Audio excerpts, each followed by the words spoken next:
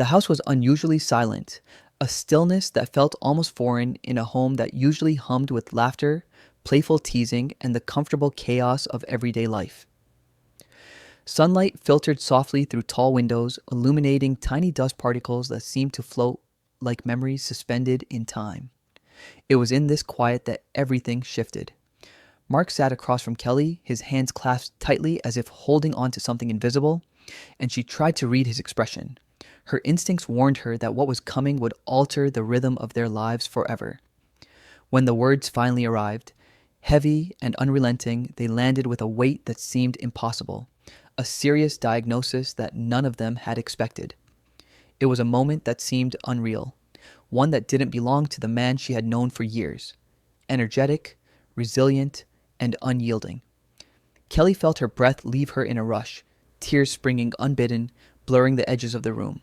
Despite years of facing cameras, speaking to millions with confidence, and laughing through exhaustion, nothing had prepared her for this private moment. Mark reached for her hand, gently rounding her into an embrace, his voice calm yet resolute. "We'll face this together." Strength, she realized, did not erase fear. It existed alongside it, quietly, persistently. Facing reality. That evening, the home felt transformed.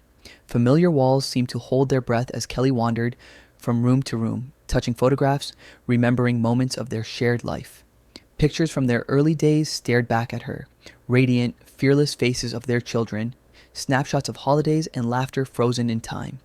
Each image carried both comfort and heartbreak. Eventually, she collapsed in the bathroom, leaning against the door, surrendering to tears she had long held back.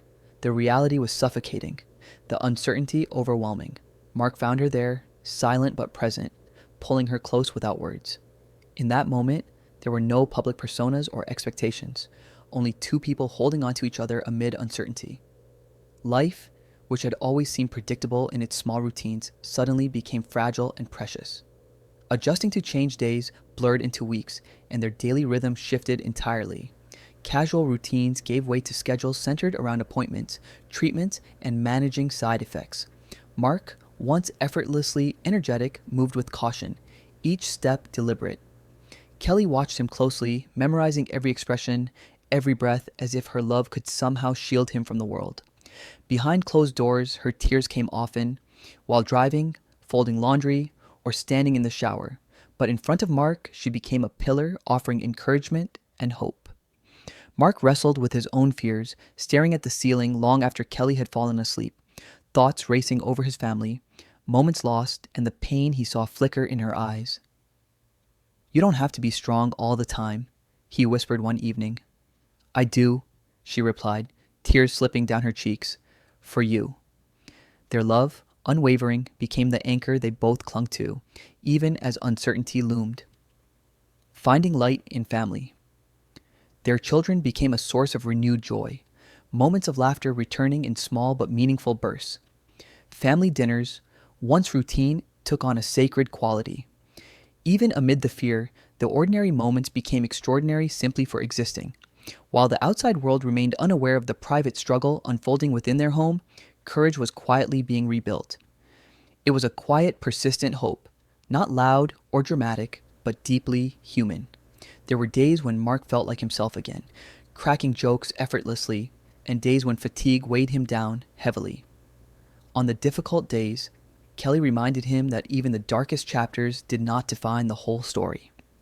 "I'm still here," he would say. "And I'm not going anywhere," she replied. Repetition of these small truths became a lifeline, a testament to the resilience of love. Private vulnerability.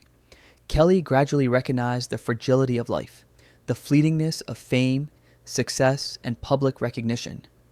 None of it mattered compared to the simple, grounding act of holding the hand of the person you love.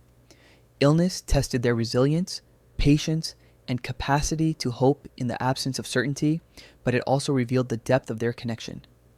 In quiet moments, Kelly allowed herself to feel the full weight of her emotions, learning that breaking down did not signify weakness, but rather a profound care. Mark learned that accepting support did not diminish his strength. It reinforced trust and intimacy.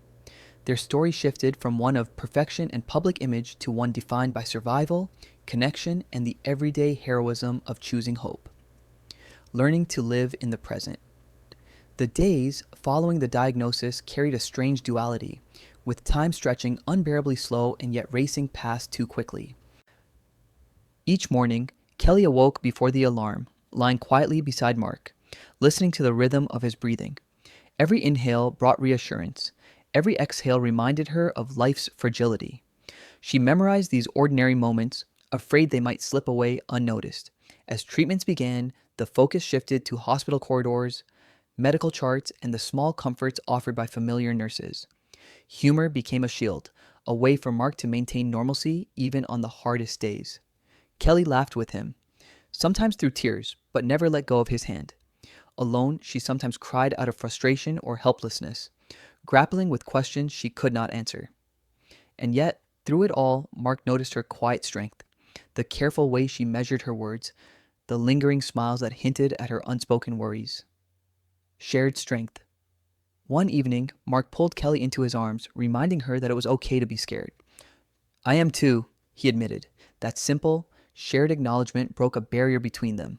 For the first time since the diagnosis, they cried together not as patient and caretaker, or strong and fragile, but as two people confronting the unknown. Vulnerability became a source of relief, a lightening of their hearts. Their children provided an emotional anchor, their laughter breaking through tension like sunlight through clouds. Even on Mark's weakest days, he insisted on being present, refusing to let illness rob him of meaningful moments.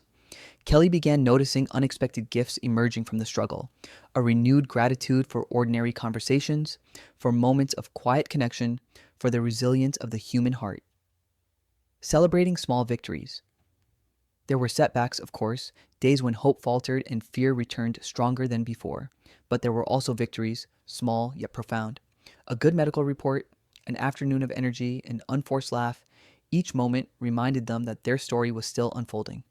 Late one night, Mark stood by the window, watching the city lights flicker, and Kelly rested her head on his shoulder. No matter what happens, he said softly, this life we built, it's everything. We're still here, she whispered in return, and that was enough. Their shared commitment to the present, to cherishing each day, transformed ordinary routines into celebrations of resilience and love. Redefining strength. Through it all, they learned that true strength is not the absence of fear or grief, but the courage to stand back up together. Their journey was no longer defined by illness or tears, but by love that refused to waver. In the quiet, private spaces of their home, they discovered that hope could be chosen daily, a conscious act of bravery. Each day carried both challenges and triumphs, yet even amidst uncertainty, the power of connection, compassion, and shared humanity guided them forward. Life became measured in moments of presence, gestures of care, and unwavering support. Enduring love. In facing the unknown, Kelly and Mark discovered a truth that would remain with them forever.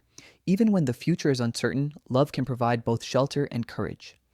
Their story was not about perfection, fame, or external validation. It was about survival, resilience, and the quiet heroism of choosing hope every day. Life had revealed its fragility, but also its beauty in the simplest acts, holding hands, sharing a glance, laughing at small jokes, and cherishing moments together.